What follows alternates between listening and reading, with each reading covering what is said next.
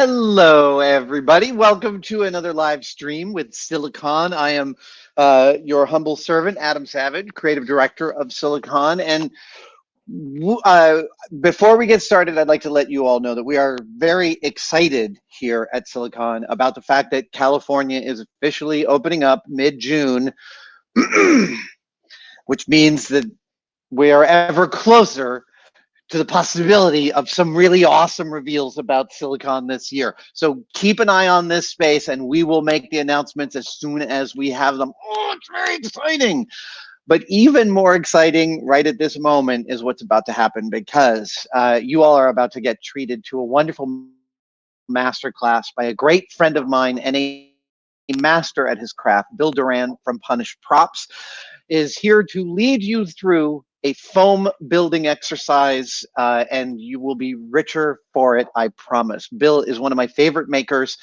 He puts out so much YouTube content. It's almost like I feel like it's a direct challenge, but we are good friends and we have collaborated on projects in the past and we will again in the future. And so without further ado, let me introduce you to your leader today, your fearless leader, Bill Duran. Hello, my friend. Why, hello there. Hailing all the way from now sunny somehow, Seattle, up in the Pacific Northwest. It's really fantastic to be here. I haven't done any live streaming in a while. I certainly haven't done any live builds in a while. So I am super stoked to hang out with a bunch of folks and make some stuff out of foam.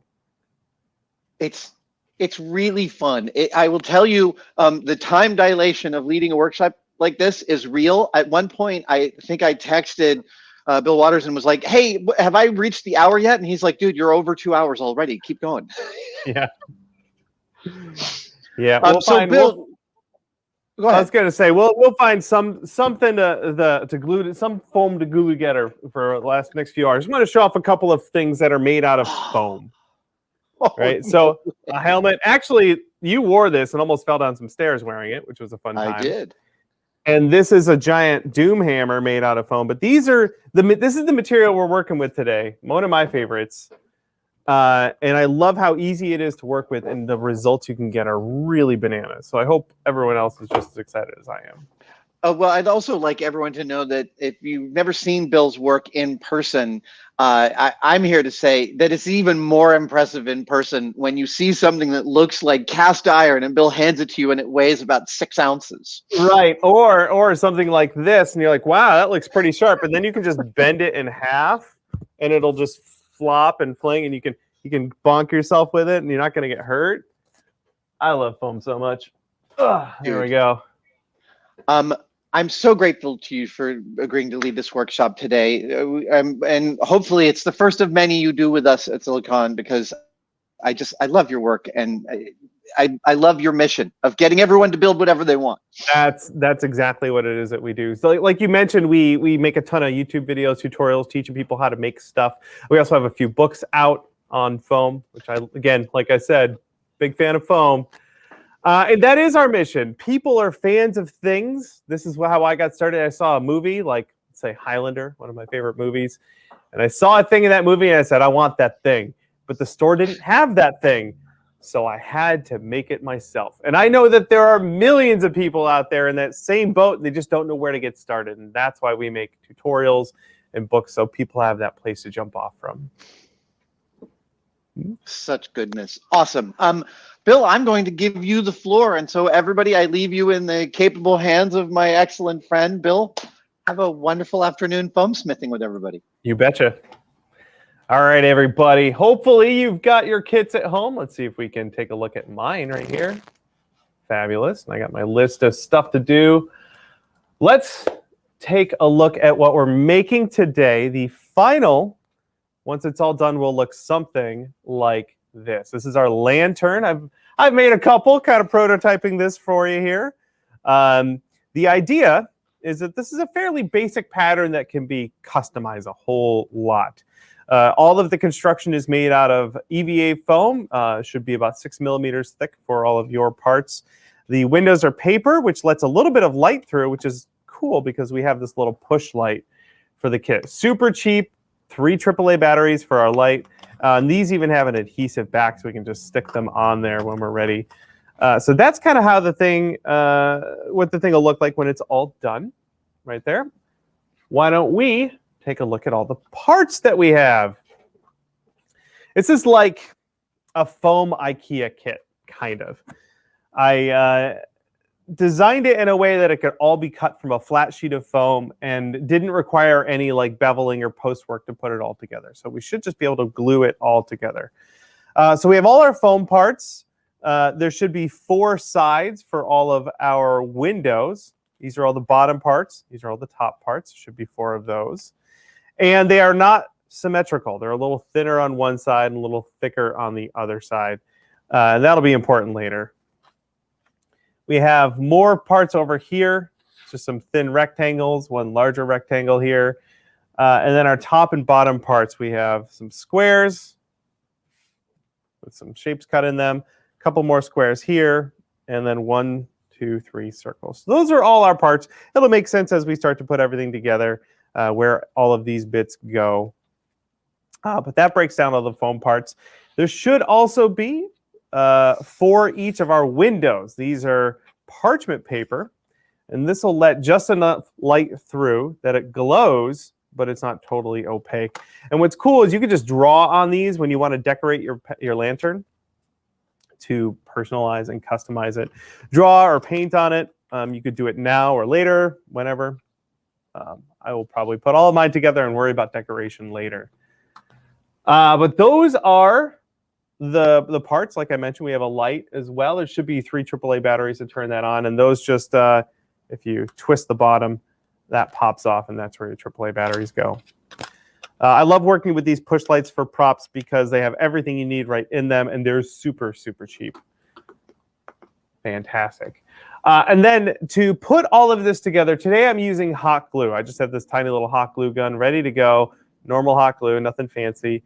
You could use contact cement. You could use super glue. Today we're using hot glue. It's pretty quick and easy. Just be careful because it does get very hot. The tip is super hot, so you don't want to touch that.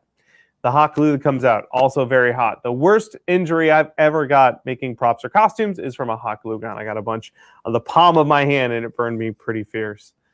So be very careful. If you do get any hot glue on you, you want to wipe it off very fast. And in fact, if you have a little bit of hot glue on you, like so, like that right there, you go, if you wipe it really fast, it cools down and you don't get burned at all. So if that happens, just wipe it off. Fortunately, we're not using a ton of hot glue and it should be pretty safe, but I do want to make sure you're aware of the hot burning mess. Okay. Time to get cracking on the build. First thing we want to do is to put our windows on all of our window panes on all these window parts here. You do want to make sure, it doesn't matter if you put it on the back side or the front side, you do want to make sure that they all have the thin part on the same side so that when we assemble all of this, it makes sense. And then the windows will just go right over like that. And the first thing we want to do is just to glue those down with a little bit of hot glue.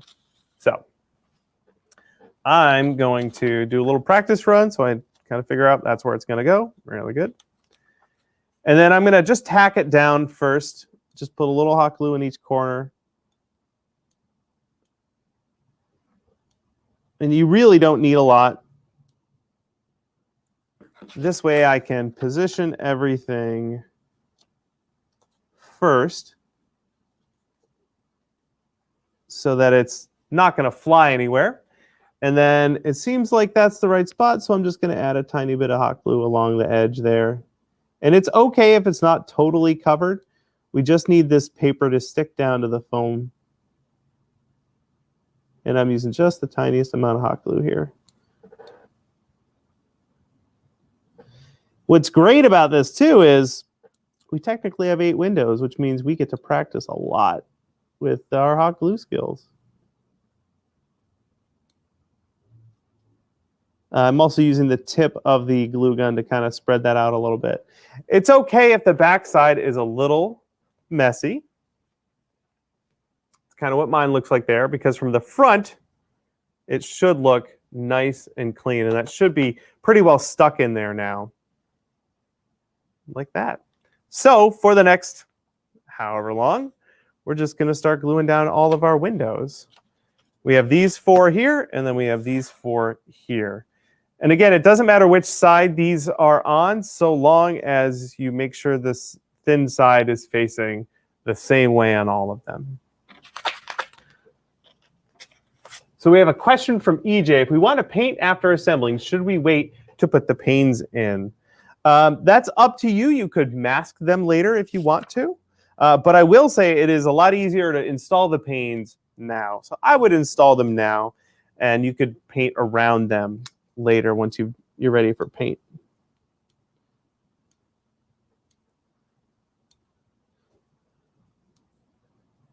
There we go. So I'm just going to continue. Whoops. Gluing all my window panes down. Hopefully you guys are as well. If you have a question, don't hesitate to ask. We'll do our best to help you out. There we go.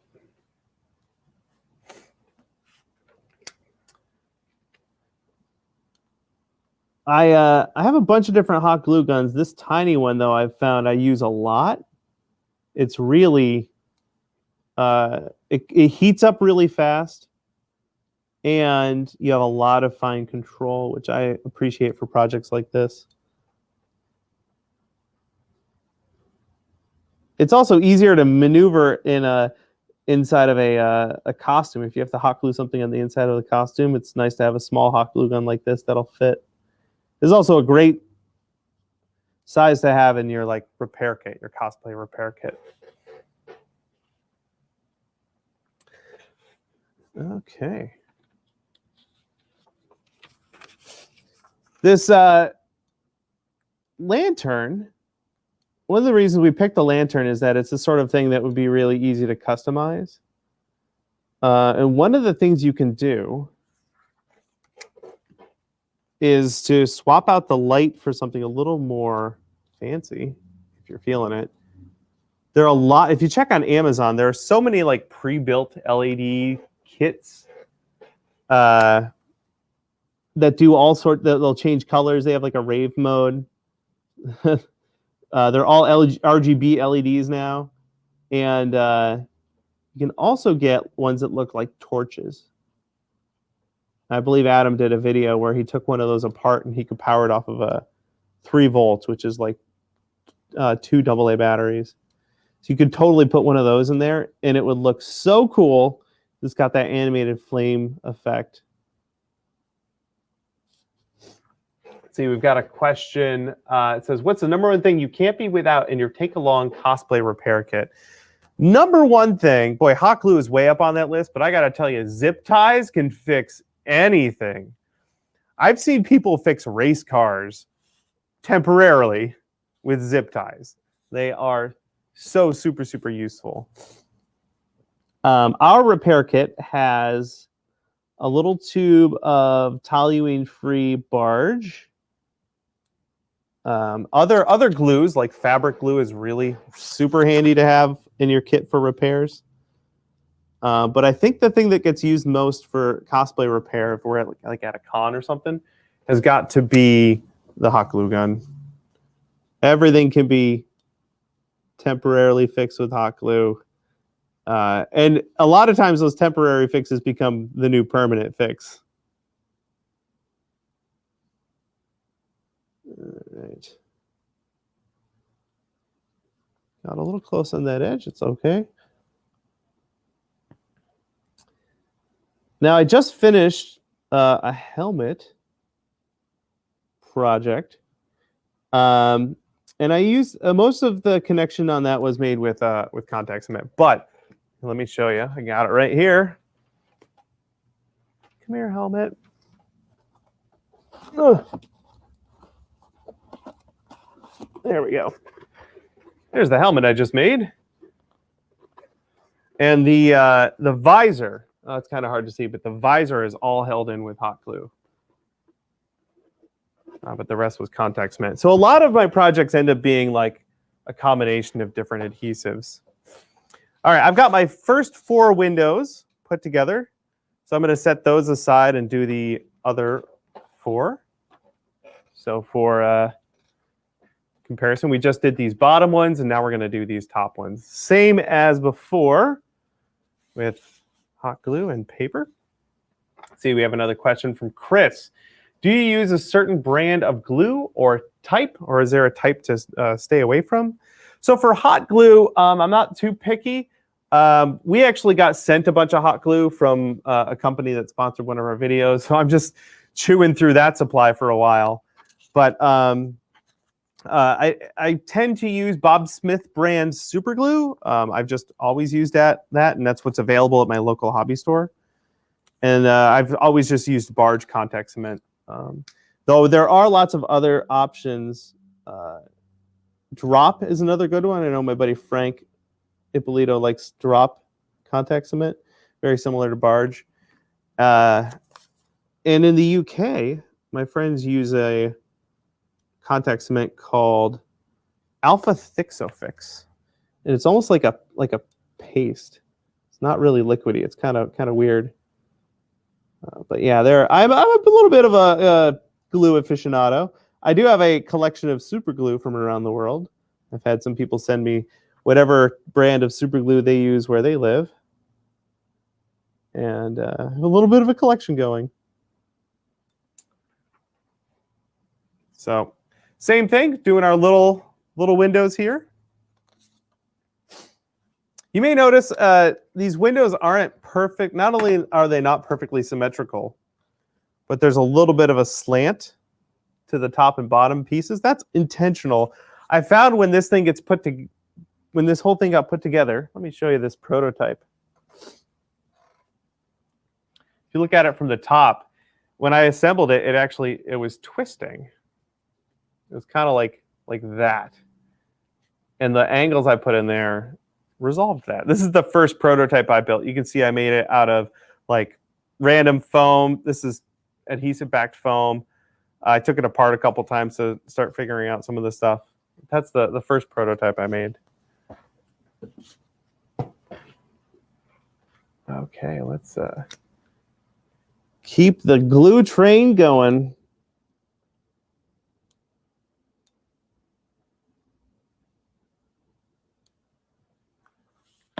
And touch that down there. There we go. Hopefully, so this kit was all laser cut. The pieces you have should have been all laser cut, and I cut mine out on my laser. Laser cutting does leave a little bit of a round over on the edge that gets cut. And that may or may not be okay for whatever you're working on. If you're trying to cut a seam that you're going to glue back together and you want it to be invisible, that might not be the best choice. It sometimes makes sense to make the cuts using a knife instead.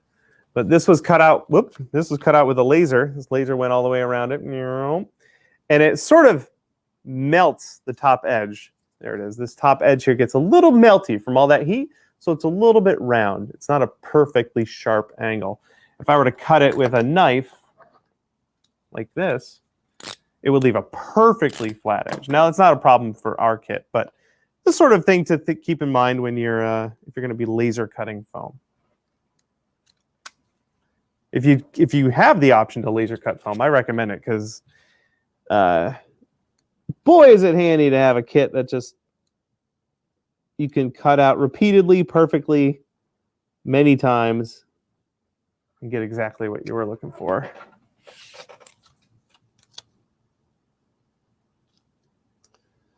All right. This is a lot of tedious work here, but trust me, it's going to pay off when we put it all together.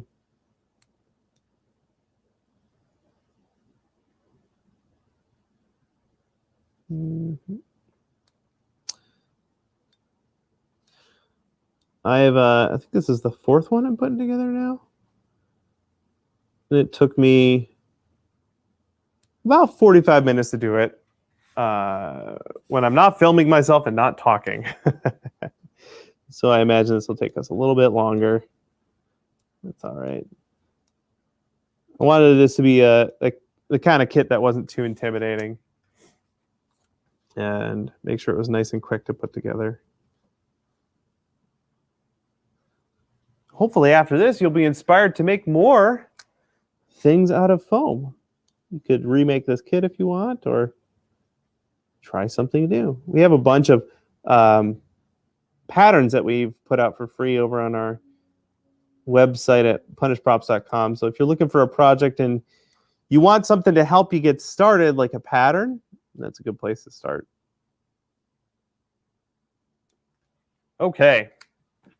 So I've glued all my windows together. I think I'll chill for a moment here and see if anyone has any questions. But this is what we're going for the end of, let's say, part 1.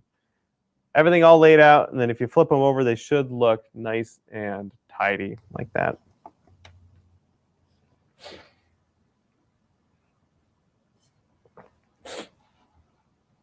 The oh, it's over there, but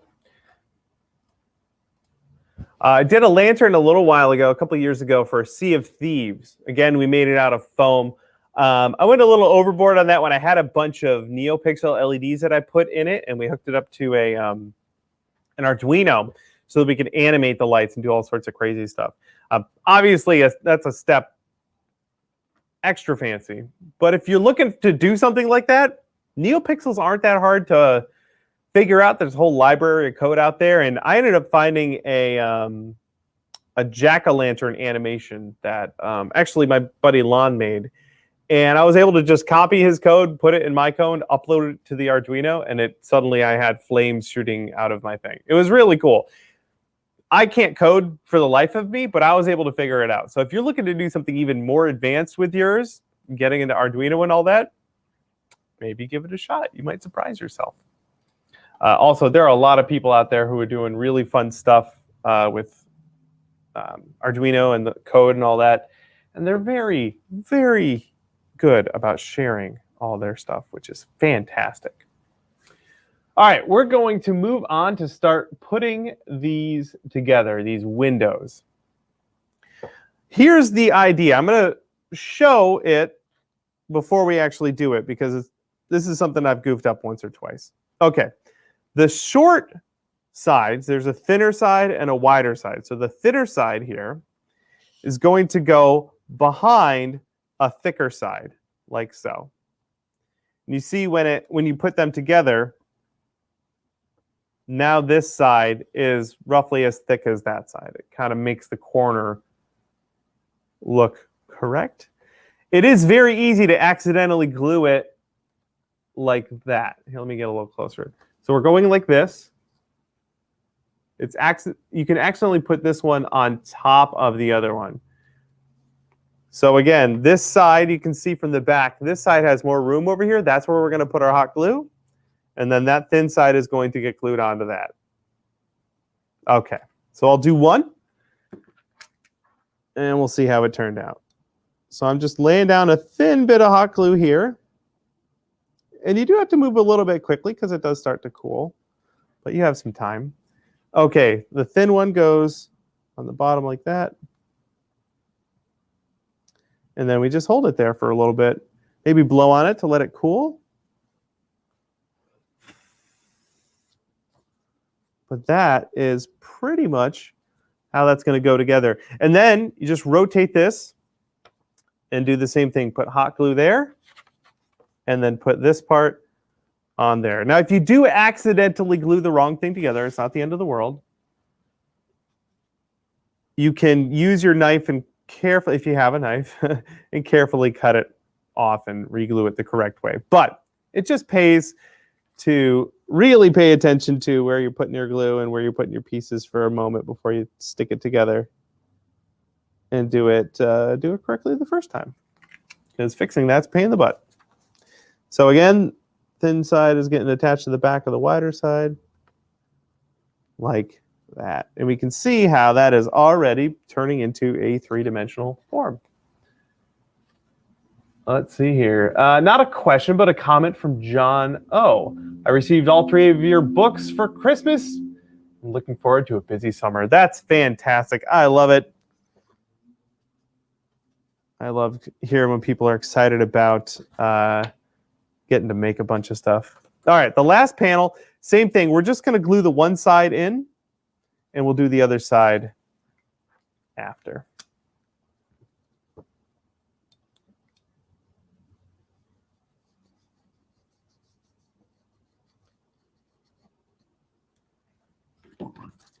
That goes in there. Nice and tidy. Very good. And you do have a little bit of time to position your hot glue. If it cools before you have a chance to stick it down, you can pull the piece off and then just use the tip of your hot glue, or sorry, the tip of your hot glue gun to remelt the glue that's down. You can remelt that and then stick your piece on there. Right now, I've got all 4 pieces together. I just need to finish that part. So I'm going to tuck this down so I don't get any glue on it. And keep doing the same thing.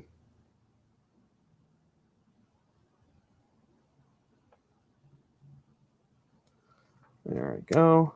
And then we put that piece in there. All right. So that is the bottom half, pretty much, of our little lantern here. And we're just going to do the same exact thing on the top.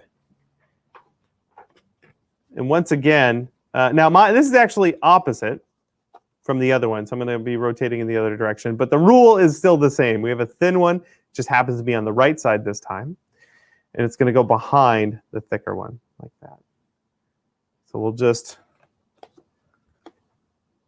do the same thing we did before. This will be easier, though. They're smaller pieces. Okay, that's the thicker part, and the thinner part goes like that. There we go.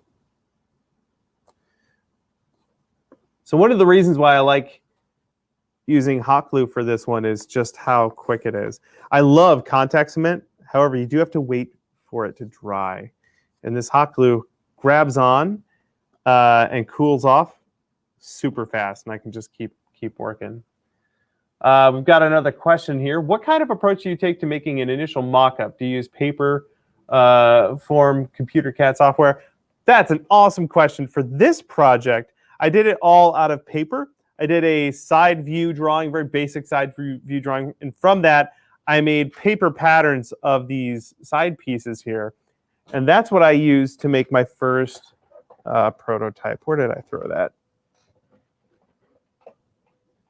So all of these original parts were made from paper patterns. And I made the prototype and I updated the pattern. And then once I was happy with the pattern, I threw it into a vector program to trace it to make our vector patterns for the laser. I used Inkscape, and I really like Inkscape. I prefer it to Illustrator because it's free, and Illustrator is kind of a bear. It's got a lot going on in there, and Inkscape's a little more streamlined. So yeah, I basically just took a photo of my patterns, my paper patterns, and I threw them in Inkscape and traced them. And then I was able to both print that out to make paper patterns and also use it as a path for the laser cutting. I had to send these to someone to do all the laser cutting. So I just sent him that vector file, and he got a bunch of foam and cut out a bunch of lanterns for us.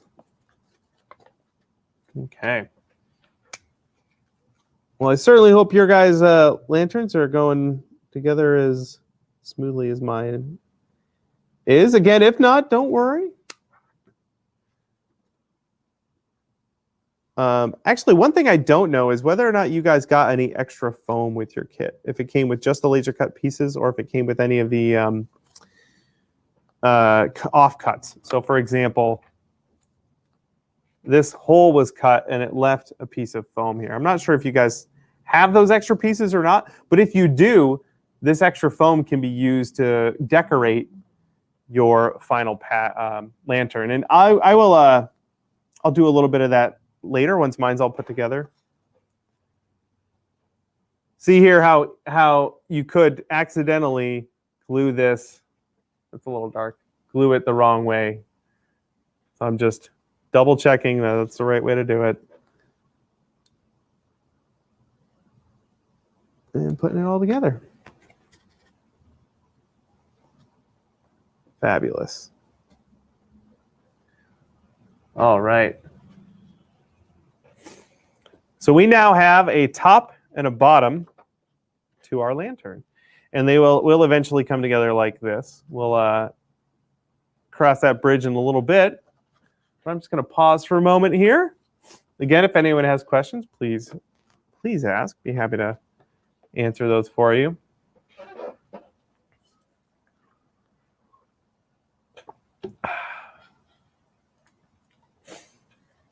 There we go. That's kind of what we're looking for there. And you can see how it looks down the middle. There. And eventually we'll all come together like this. So we've made some pretty fantastic progress. Fantastic. EJ says, we have that offcut you just showed us. Fantastic. That's great news. That means we can use, I have a bunch of them here, a bunch of the offcuts here. You can just use a knife like this to cut those into shapes and stick them on your, oops, there goes my sharpener. You can use all of those as extra bits of detail for your project. All right, we're going to set those up here, and we're going to grab all of these rectangle parts. That'll be the next bit of this beast.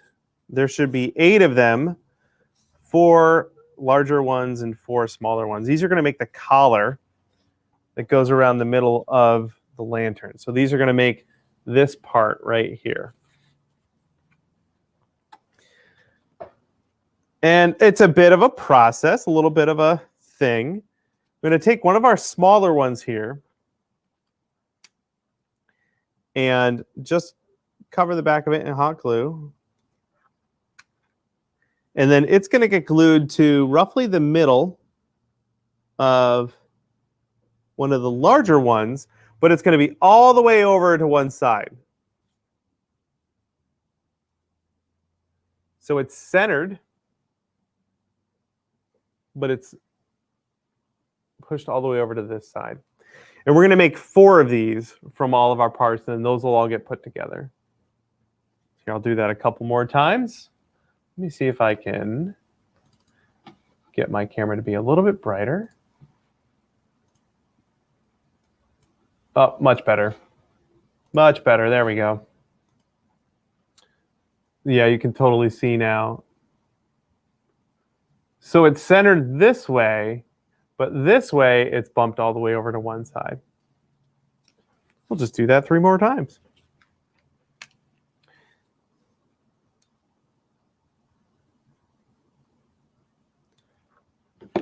Over here, I have a silicone mat.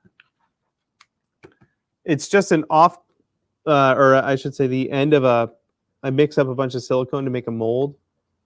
And I had some leftover in the bottom of the bucket, and I peeled that out. I'll mix epoxy and stuff on here, but it's also really good for, hot glue, because if you get hot glue on here, right, like all this gunk, that'll solidify and you just peel it off.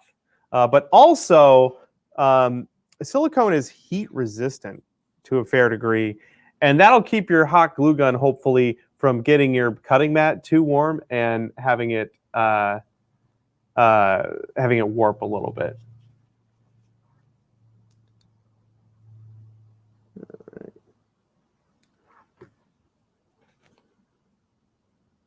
This is a fun little bit of engineering to figure out how to make this whole collar piece out of just flat pieces without putting any miters in the corners.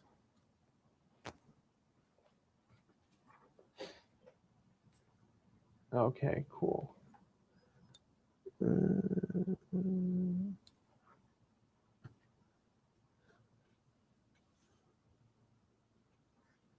there's that last one.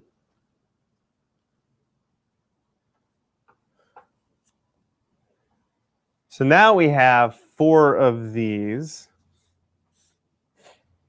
Again, they look kind of like this. And the idea is that we're going to put them all together, corner to corner, just like that. And what this will create is this step on the inside. So to glue that together, we just put a little glue in here and down here.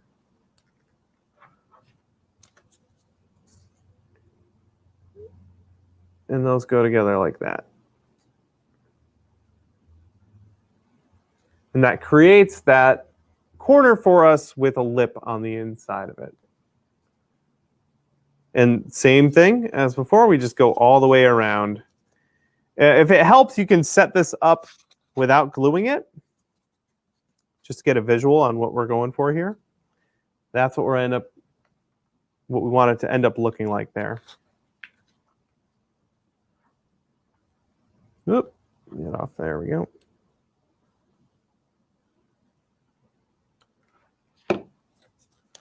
You can even put it together by leaning it on the work surface so that everything's nice and flush.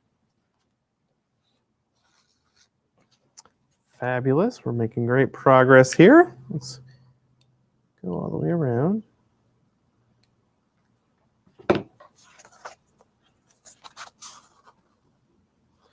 Now, when you're doing your foam smithing at home, you're cutting out something from scratch, like if you've made a new project, a prop or something from scratch, you don't necessarily have to engineer it this way. Again, I did this specifically for laser cutting. These corners here are a little more complicated than they have to be. You could just cut a 45-degree angle on that if you're making something similar.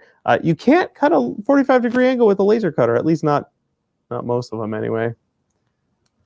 So we got kind of creative here. All right, the last one should sock right in there. There we go. And that is our collar with a little step on the inside. And I bet a lot of you have already figured out that the next thing we're going to do is to glue it in between the two pieces that we just made. In fact, you can just do a little practice if you like. Put the whole thing together.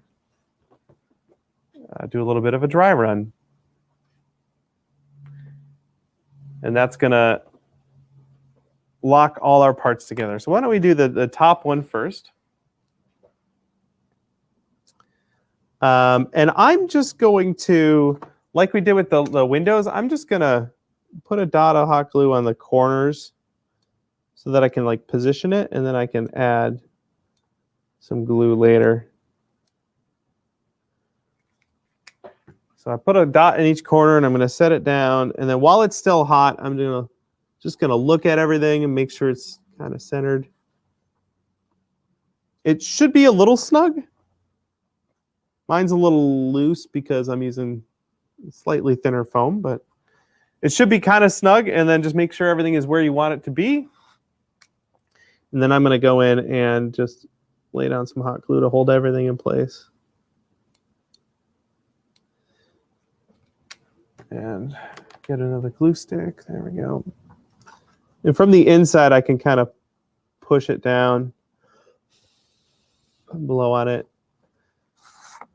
I'm just going to go all the way around the perimeter there. There we go.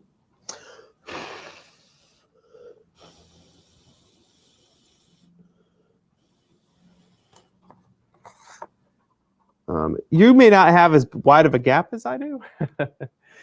So this may be a little different from you, but I love that you can just sort of shove the foam out of the way a little bit, like with the tip of your hot glue gun, and it'll get out of the way. You can really get your glue down in there. All right, doing the last one here.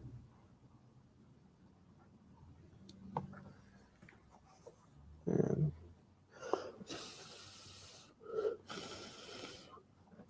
okay, so that's how the top part is attached.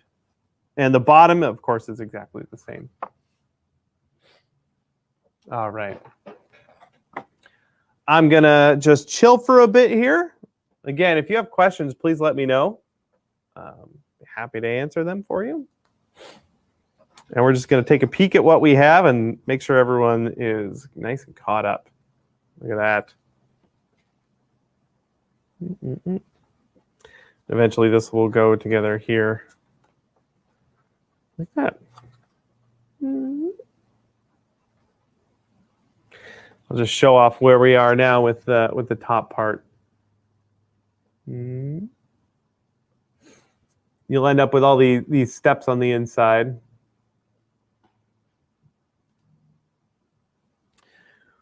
We've got a question from Mary Ann. What's the next build you're planning for yourself? That is a fabulous question because I have a great answer.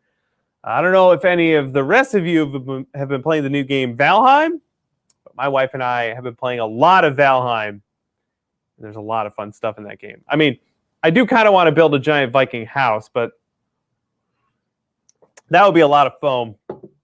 However, there are a lot of fun weapons in the game, and there's a mace kind of later in the game called the Porcupine. It's a giant spiked mace. The big spikes are from animals you have to fight. There's just gnarly spikes. Animals called a death skeeto. They're big pokers. You harvest those and you turn it into a giant spiked mace. We're going to make one of those. Of course, we're going to make it out of foam because, A, I don't have any death skeetos around to collect their giant pokey proboscis. But also, if I make the spikes out of foam, then I can bonk people on the head with it. And it'll be fun and no one will get hurt. So I think that's the next build that we're working on. We've started prototyping. We just ordered some supplies. Going to put that together soon. It should be really fun. Nothing like big spiky weapons. Okay. I'm going to start hooking the back of it together.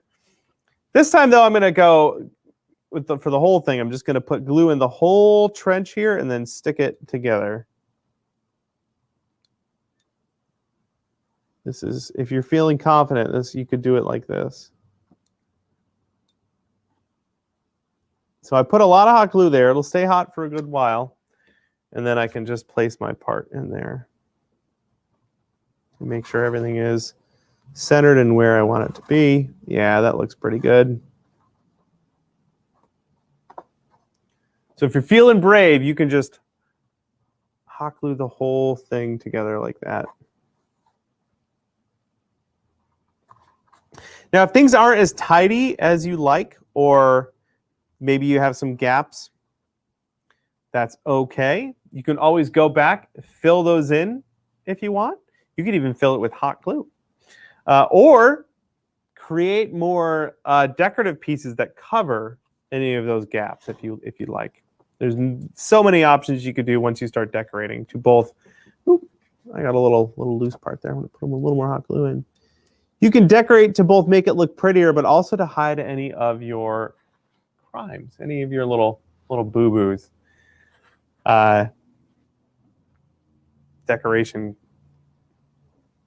Decoration solves so many problems. That's where we are now.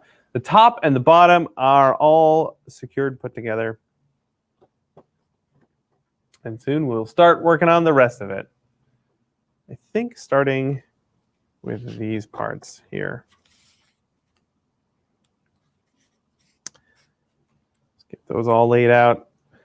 So this arrangement of pieces is going to go on the very top of our lantern right here. And there are another set that go on the bottom, and they all look kind of similar. These squares are the same right here. And then the smaller square goes with the top. And then this square with a circle in it goes on the bottom, along with the largest square and this other one. Those are for later. And then these are for the top here. The idea is that this ring goes around the edge there, and then this will go on top of it. But we will glue these together first.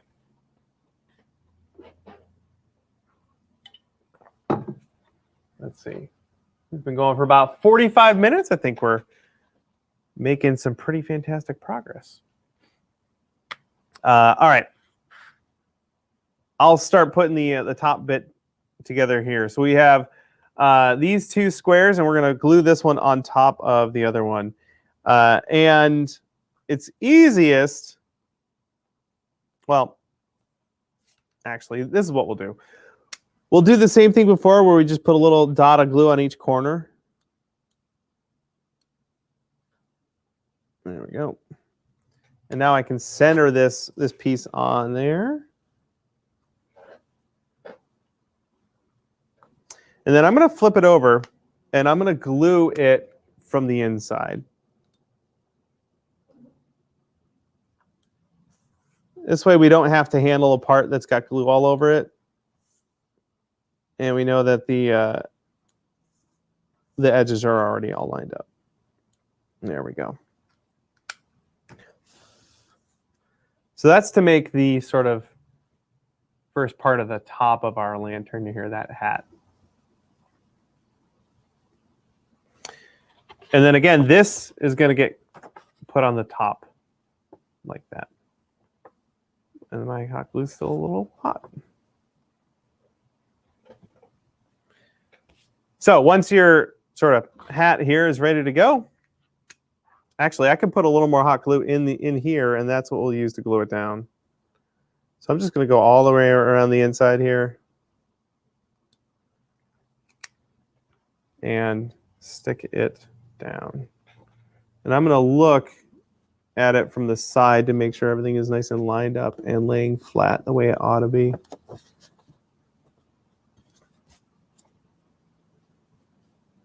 Yep, there we go. So that's what we're looking at right there for the top. Mm-hmm.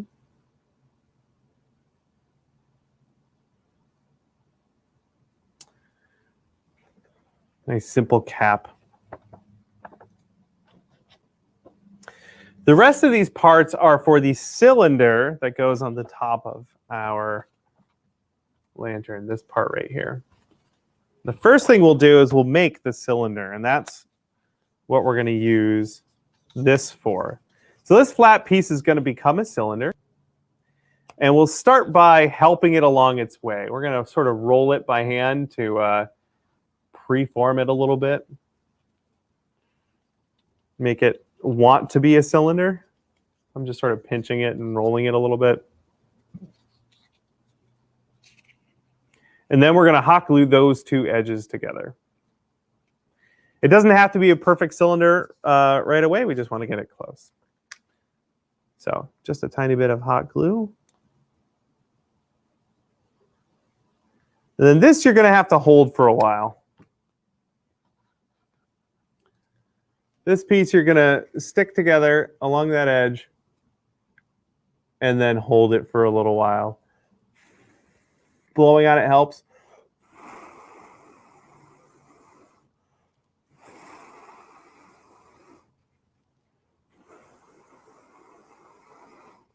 And you really want to hold that so that it stays, so that when you try and form it into a cylinder, it doesn't peel apart. There we go. And that looks pretty all right to me. Yeah, that looks like a cylinder.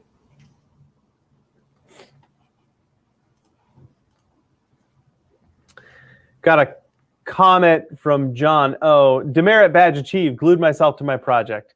EJ replied, "You're putting yourself into your art." That's fabulous. I glue myself to my projects all the time. Happens to the best of us. Okay, a couple more things to add. These are little sort of decorative things. There's a hole in the side of that. That's just to line up the hole here. And these little circles are going to get glued to the side. The idea here is if you have a wire to use as your handle, you could put it through there. So I'm just going to put a little hot glue on the back of this and glue it in place. Just trying my best to line up this circle in the middle a little bit so that if I have to poke a wire through there, I can.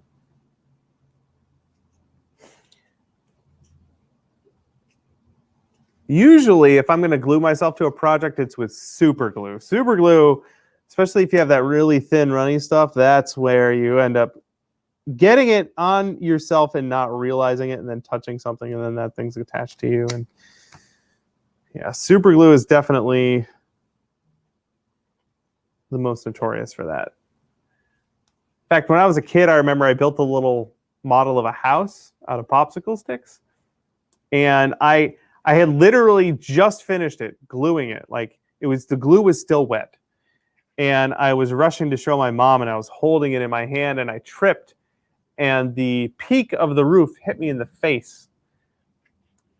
And there was a lot of super glue on that. So I had a bunch of glue on my chin, and I went to rub the super glue off and glued my finger to my chin. I think I just tore it off, and it probably hurt a lot. Nowadays, I have super glue remover, and if you use a lot of super glue, I recommend you look for Uncure or super glue remover. Also, acetone should be able to dissolve super glue, and heat dissolves it as well. Okay, that's our little collar piece. All it needs is its cap. This circle just gets glued to the top of it, and I'm just gonna eyeball it because I live dangerously. I'm gonna put glue on the collar here, and just glue it down by eye. That looks pretty well centered. And that is the little hat for our lantern.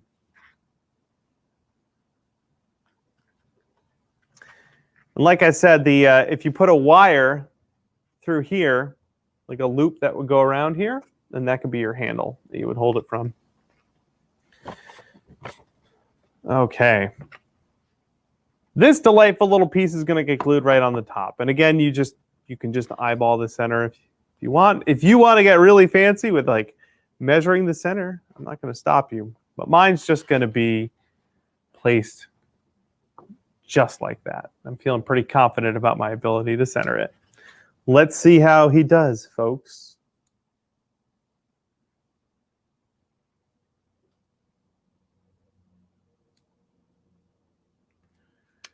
Okay. Hold on to your butts. Just looking at it from different angles. You do have a couple of seconds to adjust.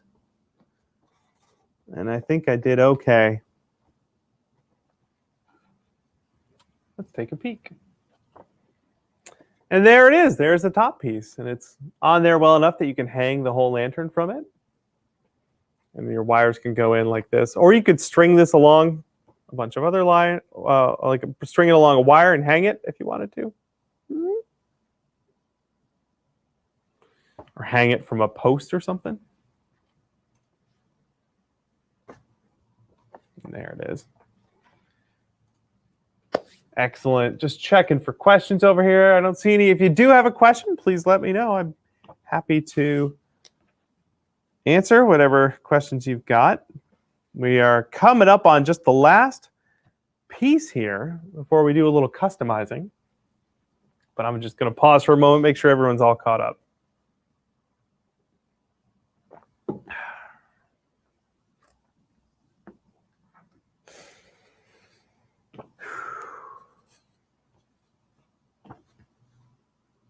Okay. Just remembering the order here. Getting this part centered is pretty important.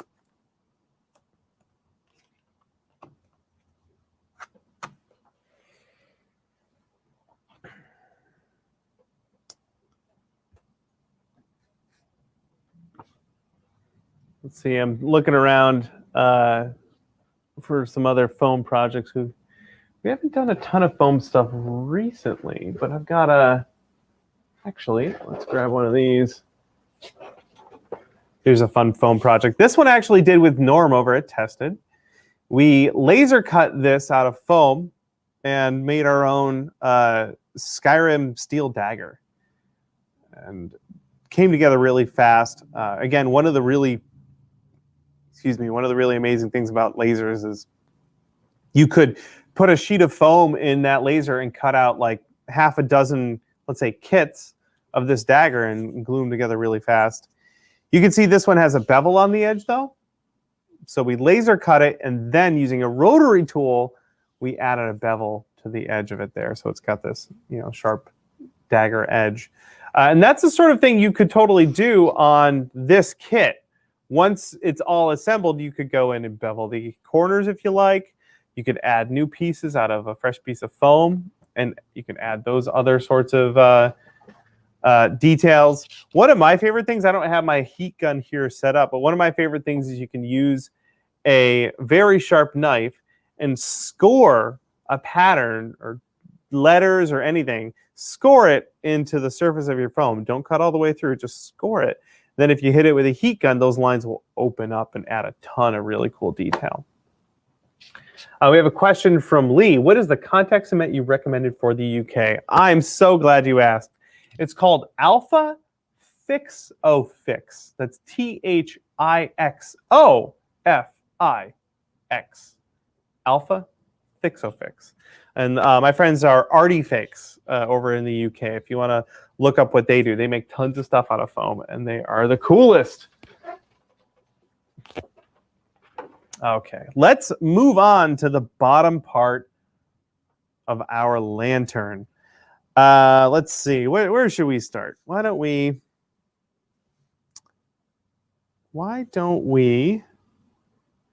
attach this part here? So we're going to take the part with a circle in it, put that down, and then take the empty square, and we'll just, why don't we just put a little glue on the back of it and slap it down.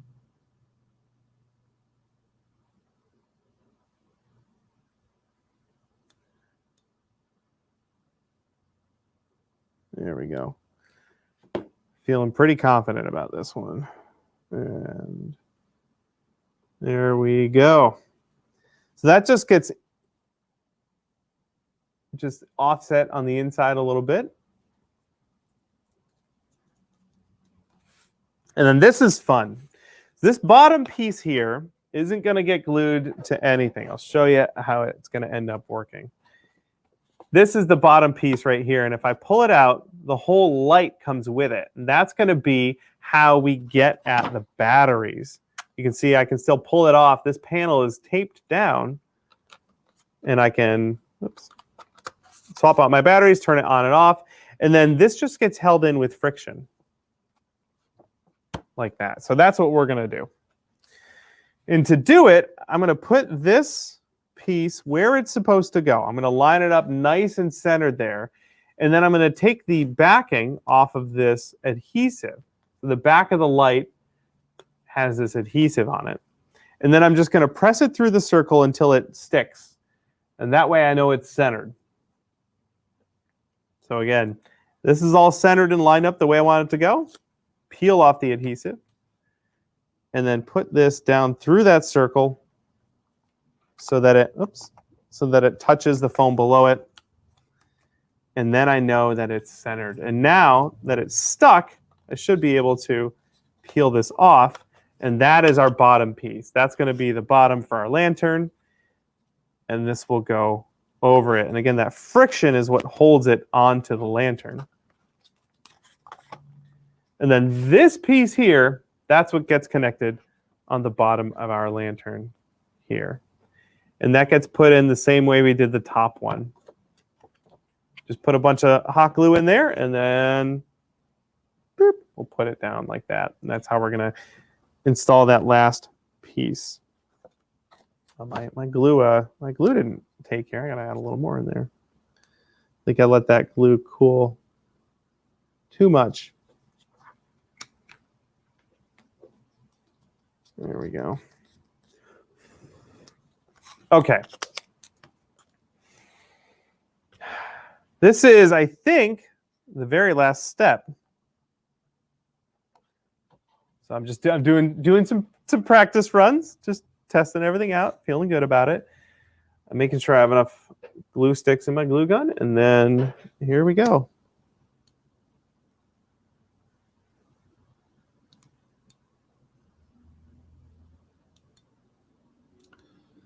All right. Oop. setting it down, rotating it, make sure everything's centered. There we go. And then I'm just going to go in and make sure that I have enough glue in there because I have a little bit of a gap. But oh. There we go.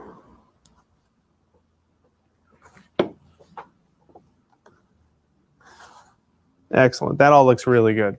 That's kind of what we're going for there. Just going to let that cool. The bottom of the lantern should look like this. It should have a hole in it, and that is where your light is going to go. I'm just going to let my hot glue cool. I put a lot in there, so I'm going to let it cool before I do anything that might goof it up.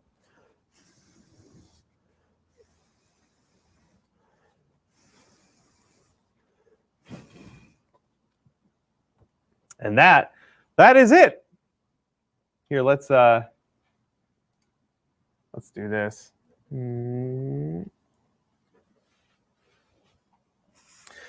So, for the final assembly of your lantern, you just turn on your light by pushing it like that, and then you just place this right over it. And that light, oh, well, it's hard. I have studio lights on me right now, of course, but that light illuminates the panels in here. And that is your lantern. Let's go up a little bit. There we go. In fact, if I kill one of my lights, it'll look a lot more impressive. Let me do that.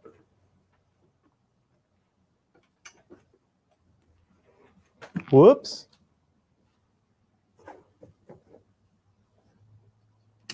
There we go. A little more dramatic. Like I was saying before, too, you can draw on these panels if you want to decorate them. And that'll block some of the light. You could even draw over almost the entire surface and just let little pockets of light come through. Actually, you know what? I have a Sharpie in my pocket right now. Why don't we do that? Oops.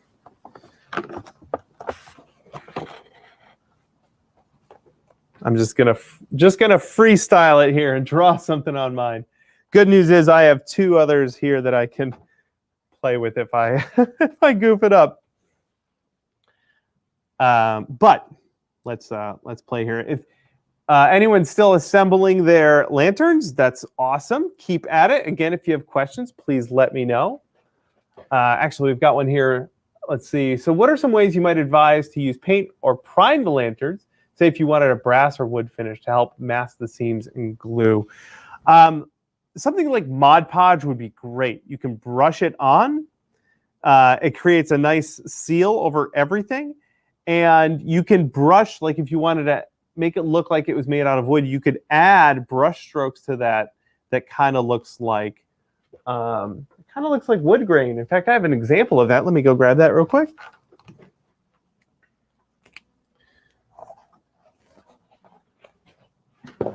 This is a mask made out of foam. We sealed the whole thing with Mod Podge, a couple of layers of it. And then I brushed a whole layer on and let it get a little bit tacky. And then I just used a chip brush to brush in the direction of the wood grain so that it leaves this intentional texture, right? And then when I weathered it, it got grabbed into all those low spots and made a really cool finish. So Mod Podge would be a really great way to seal something like this. You could brush it, or you can spray it. They have a spritz bottle. It's a little thin. So Mod Podge you probably want to brush, but you could totally brush a bunch of Mod Podge on there. If you want it to look a little more metallic, maybe instead of brushing it, you could stipple it. You can also seal everything with something like Plastidip, but you wouldn't want to get any on your windows because then it wouldn't show the light through. All right, let me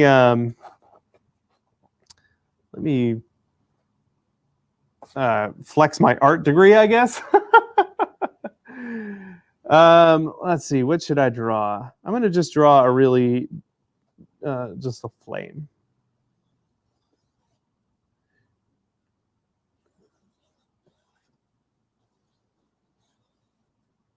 All right. Those of you that went to expensive art schools can critique my my drawing skills. I went to a state school. SUNY Oneonta. Woo, yeah.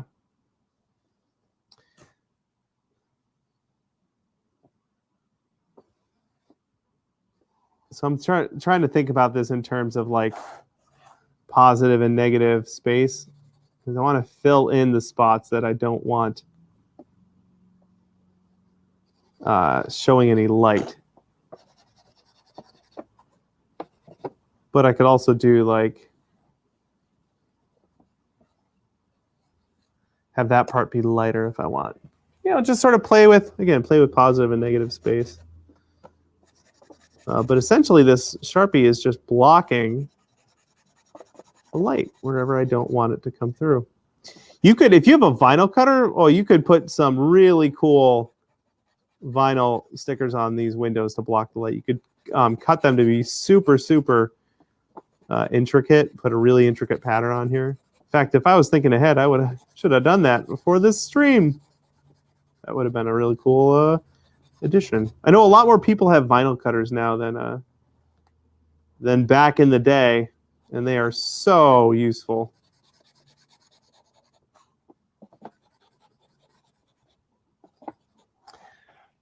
And a little after I do this, I'm going to show some customizing the foam. That'll be really fun.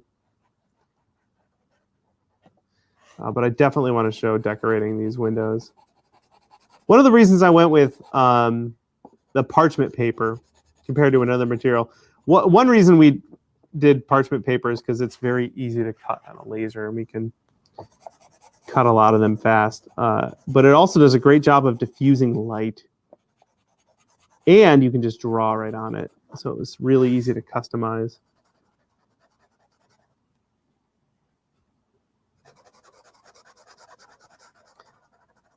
This Sharpie, someone sent this to me. This is from a brand called Zebra. It's not a Sharpie brand. It's a Zebra brand. And tell you what, I'm a fan. Someone who's been using Sharpie brand Sharpies for forever. It's been cool to try out a different one. And this is a really nice marker. It's also this stainless steel body. How fancy is that, right?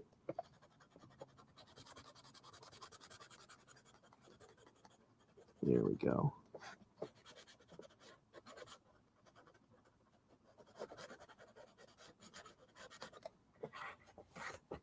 Well, that looks great. I'm looking at the camera and it looks pretty awesome.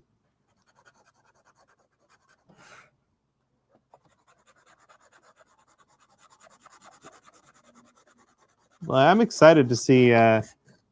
Actually, after you guys finish your lanterns, I would love if you tweeted them at me. I'm at Chinbeard on Twitter.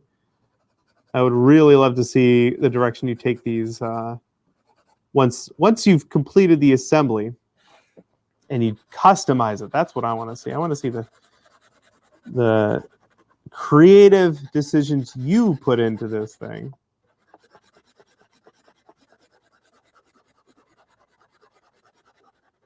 There we go.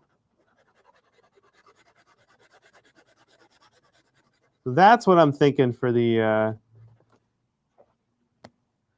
That doesn't really look like fire, does it? It looks like an M.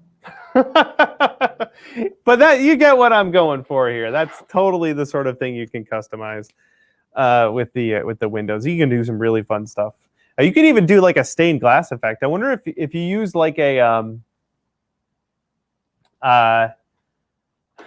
if you used colored markers, like translucent markers, you could probably do like a stained glass effect. All right, let me turn my light back on and we'll cut out some foam.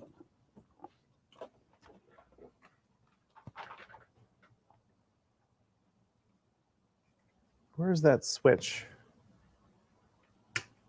There we go.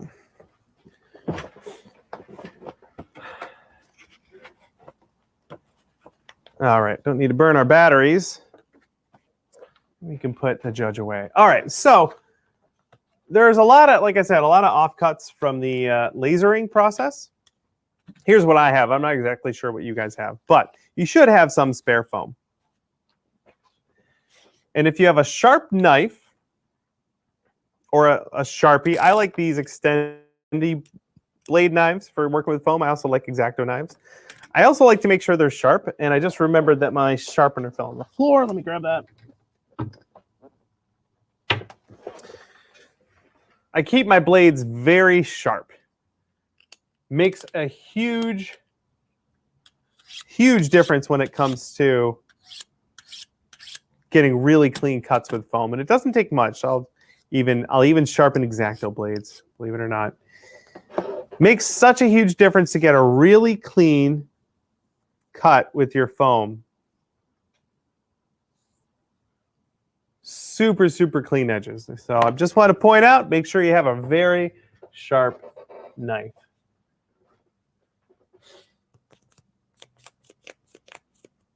Let's see here. Oh, Trip is suggesting a decoration contest. That sounds pretty cool.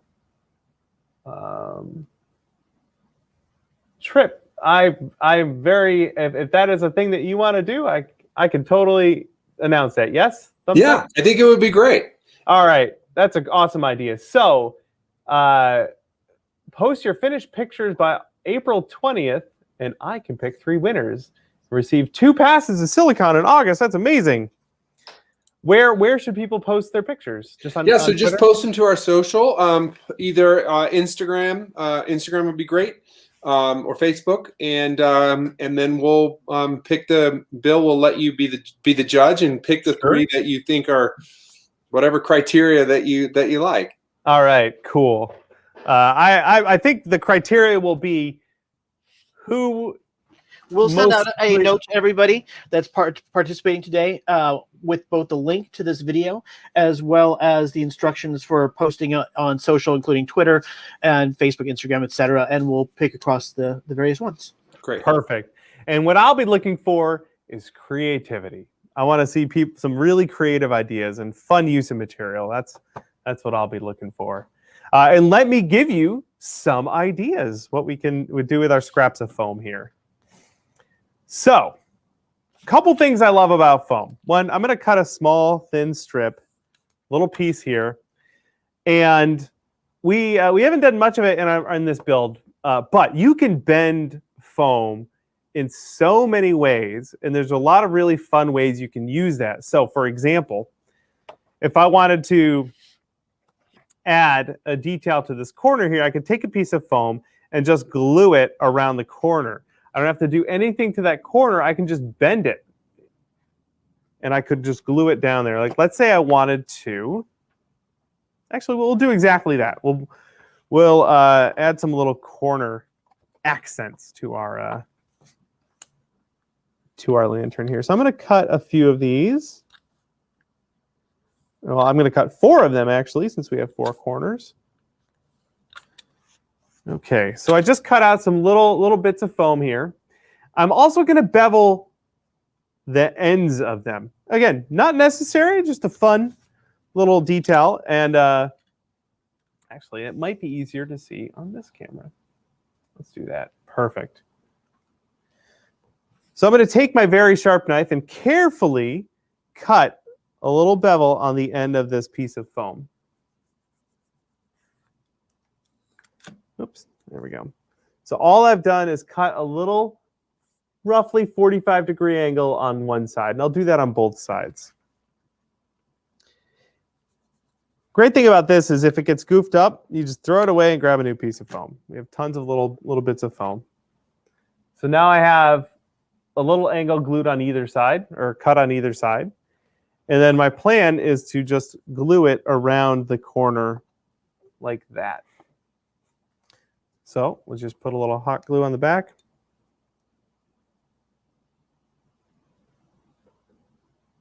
A little more than that. There we go. And then glue that like that. There we go. And then you hold it for a little while and blow on it, and added a little bumper to the edge of your piece there. See, a question about sharpeners. This is a Kershaw sharpener. There are a lot of different sharpeners out there. This is the one I just happened to grab, and it works really well. We have a couple of different other ones. You can put like WD-40 on here to lube it. I didn't because I don't have it with me, but I just run the blade across it at a really, really shallow angle a couple times. And that's really all it takes to make sure that the blade is nice and sharp. And that sharpness is really critical when you're doing things like these bevels. You'll end up, if it's not sharp and it doesn't cut, you'll end up fighting the tool the whole way. And the tool will win. It always does.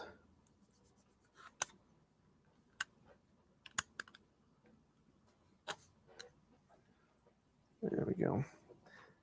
So I'm just cutting the little bevels on the rest of these pieces here, and then I can glue them all down.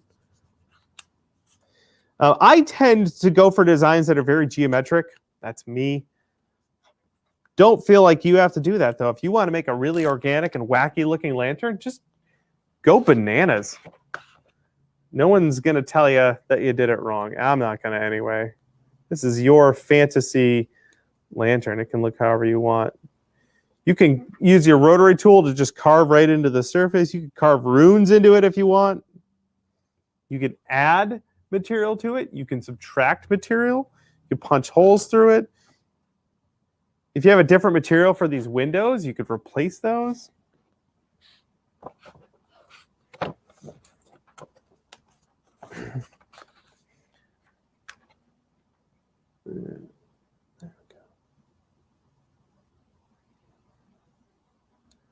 And I went for a fairly generic looking lantern here, but it could be very pirate themed. It could be like the Sea of Thieves one I made a while ago. It could be more like Victorian, or we went with we called this the Sleepy Hollow lantern, kind of more, you could go more creepy. You could go for like a Halloween vibe.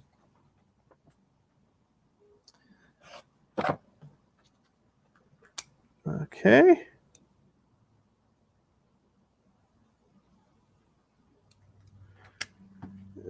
So we've got our little bumpers on here.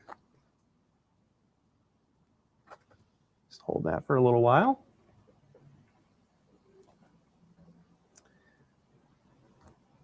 Fabulous. So now we've added a little bit. We've changed the silhouette a little bit. We've got these little bumpers here.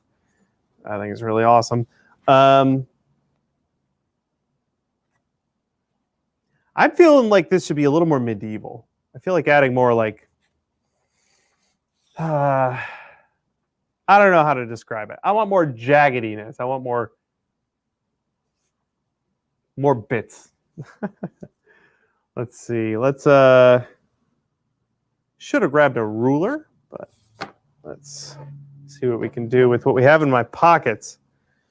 Okay, let's make a little spike thing.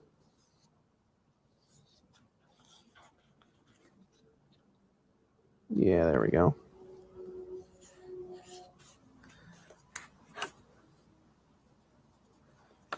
Good enough.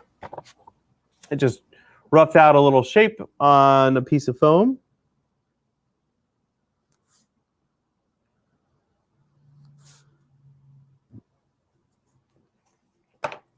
And that is going to go like this. A little overlap, and it'll go in the middle. It'll go centered. That's worse. There we go. It's going to go like that. I'm going to make 4 of these, I think. And I can, let's see here. Go to the top view there. All right, I'm just going to trace out 4 of these. Oh, cool. Looks like we're going to make the files available after this if you want to print out as a template. That's super easy. So we'll give out the file, and you can print out your own at home and make this again if you want using your own foam. There we go. Let's make So I just cut one of these out, and then I traced it 4 times or 3 times, and I'm going to just cut those out. So yes, anyway, we will, looks like I'll be sending the files in so that you guys can download them yourselves. This knife isn't sharp enough. Let's go ahead and do that.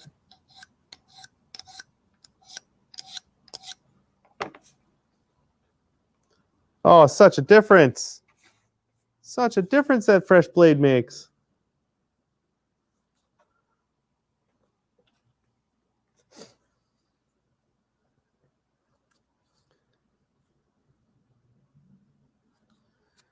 So now I've got my 4 pieces here. These are all extra. Okay, and then I'm going to glue this down.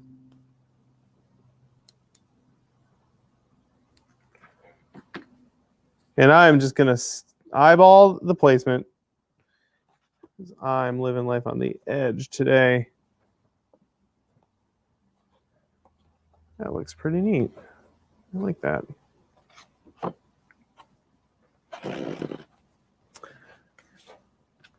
Gotta tell you, from my point of view, other than the questions, I don't see or hear anyone. So it's equally mysterious, or it's just very mysterious to me as far as what you guys are up to. What your lanterns are looking like right now. It's part of the reason why I'm so excited for you guys to send them to me, because I can't see them right now, and I would like to. You know, this model really reminds me of an old school video game model, because I kept everything so flat. It's got a very low poly look to it. There we go. So it fit in a game of Unreal Tournament or something.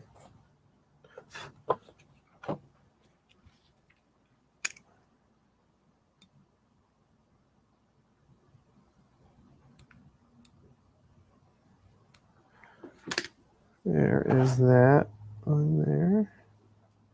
Overlaps my flames a little bit, my M flames. That's kind of cool. I like that. I think I want to put smaller ones going up. Let's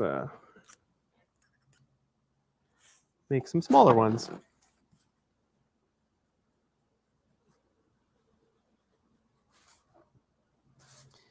Normally, I would make a little paper pattern for something like this.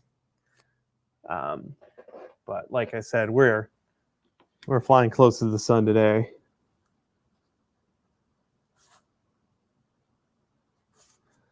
You could also do a lot of detail work. Like if you cut a little piece like this and you want to bevel the edges, you could bevel it with a rotary tool before you glue it down.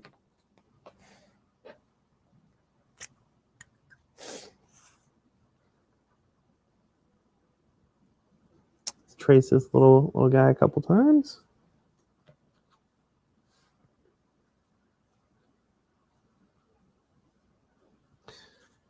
And the last one.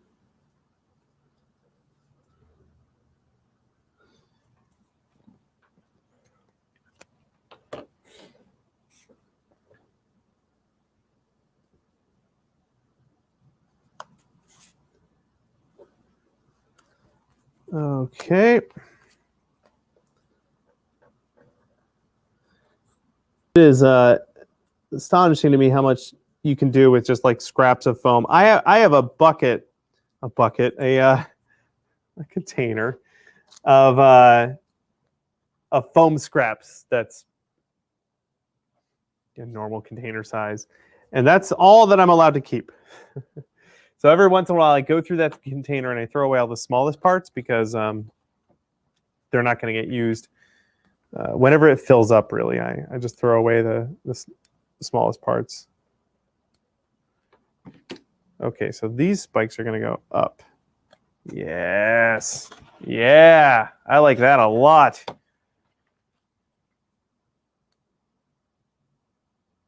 think this would look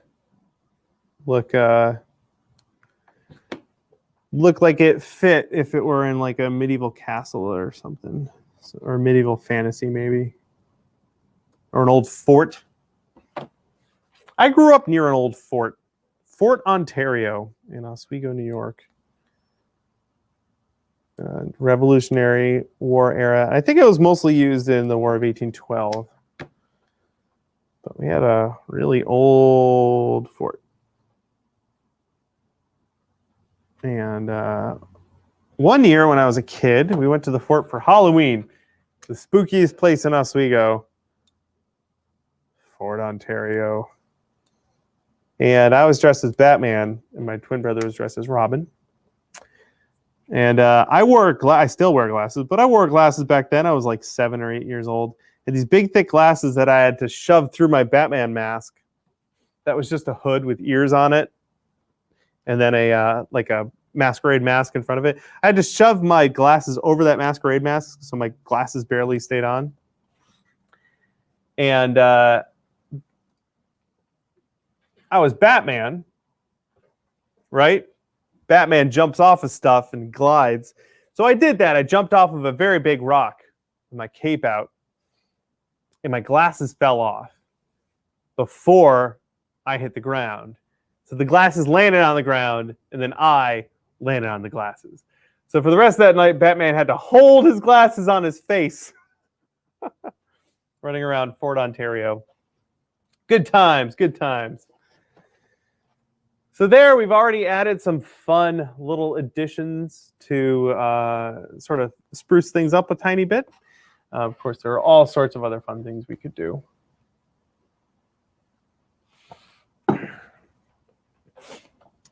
I'm liking this sort of spiky theme, and I'm trying to figure out how I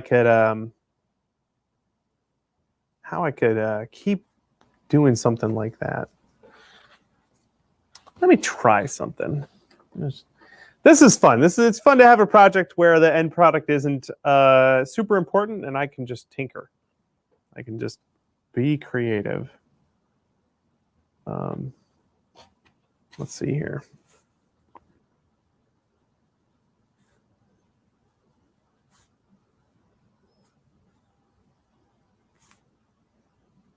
And foam is not terribly expensive, so it's the sort of thing where experimentation is encouraged. A lot of my foam experiments, the pieces, if I don't end up using them in that project, they get reused for other projects. Let me see. Do I like this? I don't know how I feel about that. That seems like... I like how it looks. I think it's too thick. It's possible to slice this in half. You do need a very sharp knife. Let's see if I can pull it off. Normally, I would just go grab a thinner sheet of foam. But we only have 6mm foam to work with today, so that's what we're going to do. I'm going to very carefully try and slice this down the middle.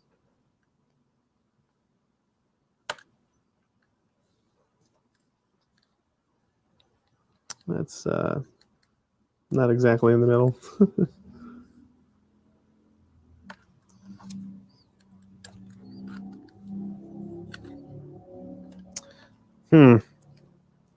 I'm also trying to do this without injuring myself.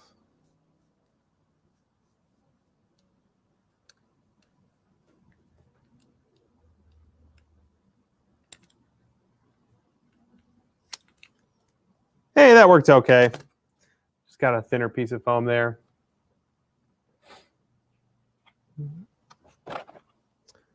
And that would get wrapped around there. All right, well, I'm not going to use this. This ended up way too thin and wobbly, but you kind of get the point. That could go around there. This is fantastic. So the foam from your kits came from the Foamery. They provided the foam. So thank you very much to the Foamery for that. And the laser cutting was from A Pyro Design. He did all the cutting. So thank you to both of those fine peoples for their work and their foam so that we can have these fun kits to play with. We appreciate it a lot. Let's see. We have an optional question. That's fine. Lee wants to know, how is Bill finding doing this as a job compared to a hobby? Has it changed how you pick your projects? Well, I've been doing this as a job since 2012. I've been doing it quite a long time. So I don't really remember what it was like to be employed. But I know what you mean. The approaching projects when you're doing this as a living versus as a hobby does change things up quite a bit. We do all of our projects as videos that we put up on YouTube. So we tend to try and do things that we think people are going to be into. But actually, more and more lately, we've been more inclined to just do silly projects that we're really excited about right now. So a few weeks ago, I made a business card from the show Highlander.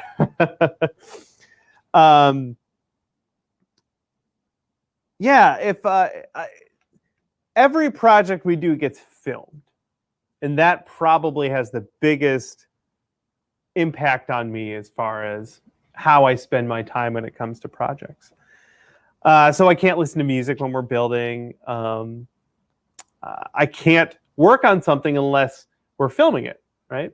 So those things all really change the dynamic of crafting and setting a pace and setting milestones for your projects and everything.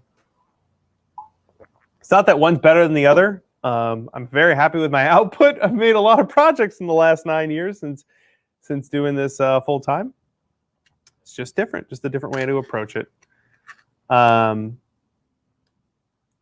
do have hobbies now, though, that I don't film. So, for example, I've been getting back into still photography. That's kind of my hobby now, and I do this for a living. I don't film myself shooting photos. That is purely for fun. That is just to have a good time and take pictures of mostly fluffy animals. I like taking pictures of animals. Trying to think of any more accoutrement I want to add to my project here, but I'm feeling pretty great about this. Happy to take any more questions in the chat.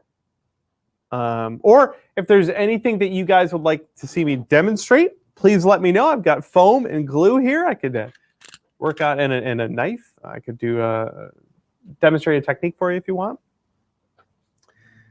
But I am very happy with my little lantern.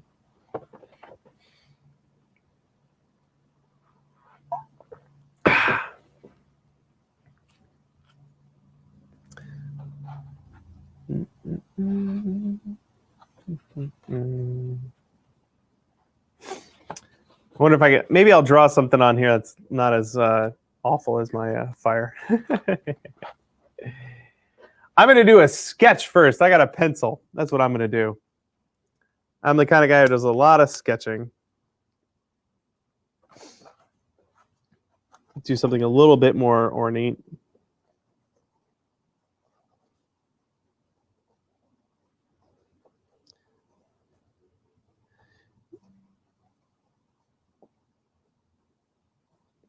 Maybe fire isn't the right thing, but we'll see what we can make work. Bill, this has been a great build today. Oh, fantastic. Oh, this is good. We got a question. Can you show how to clean foam joints post-gluing? That's a great question. So, you know what? I'll make a really sloppy joint, and we'll see if we can clean it up. I like this. Put our skills to the test. We're gonna make a really messy joint with the hot glue, and then so I'm putting probably too much hot glue on there, and then I'm just gonna mash this so that there's hot glue coming out. Oh, it's too much hot glue. Well, the first thing you can do while it's still hot, carefully just wipe that off, and then wipe that off your finger. So that's the first thing you can do while the glue is still hot to tidy that up a little bit.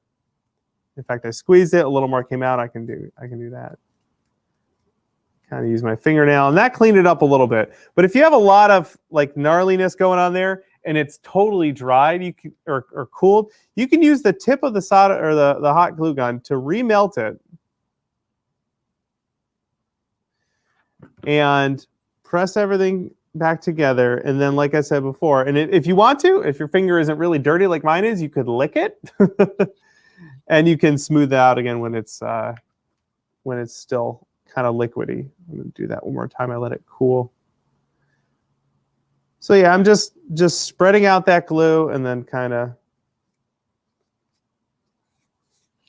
Bill, what's your favorite finishing technique? For foam, boy, if I have the time, let me do this.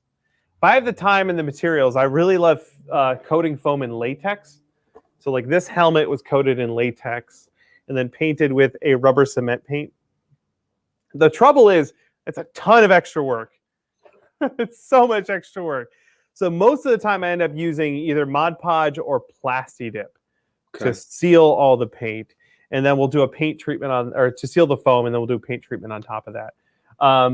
The latex, you have to mix your own rubber cement paint, which is a pain in the butt.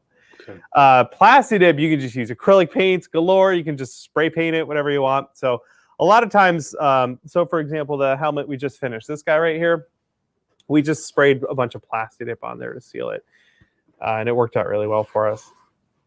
And it looks great. Yeah, this one was fun. Well, I think we're kind of at the end of our build, and I just can't thank you enough. Thanks for having me, and thank you everyone who came to play along. It was amazing. And so for everybody who wants to continue to decorate their lanterns, do so, and let's get those pictures up on our social, and we'll be picking and Bill will be picking the winners, and we'll be announcing those across our social the day after. I think we said the 20th. Mm-hmm. Very cool. I'm so excited because that means like I'm definitely going to see a bunch of lanterns. I'm very excited. I am too. It's the best part of these, and watching all the creativity that people can come up with. So thanks again. Yeah, and if you're looking for ideas on how to finish your like seal and paint your lantern, our YouTube channel has a ton of videos with examples of a bunch of different projects, including, like I said, this helmet we just did is a new video. So if you're looking for ideas or techniques, go check out our videos.